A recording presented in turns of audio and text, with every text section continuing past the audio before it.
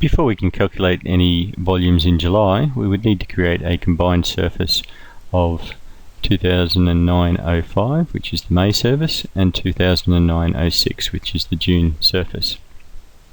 To do this, we're going to fence out all the data inside of the May survey and replace it with the data from the June survey. So we go to Utilities, Fence, Fence. The data to fence is going to be our 2009-05 topo surface levels. Our boundary is going to be the boundary string around the outside of the 2009-06 data, the June data. And the only information that we require is the data outside of it. So we'll just call this 2009-06 extra. And we can click on Fence. If I now turn off all our data in view number 1 and turn on that extra data, you can see that it shows our May data with a hole in the middle, which is where the July data would fit in. So I could then turn on the July data and you would see that would fill in the gap. We could now triangulate this data. So we just finish on this panel, go to Triangulate Data. We'll just call this one TIN 2009-06 combined.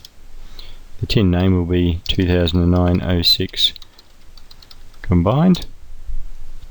And the colour, we'll make this colour magenta. The data is going to be everything on view number 1.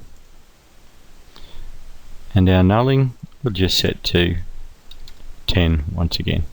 We can then hit Triangulate, turn on that triangulation, and just so we can differentiate the data between the May and June surveys, we're going to use an option called Tins, Color, Color within a polygon. Our tin will be 2009 combined. We're going to just use the polygon color, and the polygon will be the boundary string running around the outside of the 2009-06 data.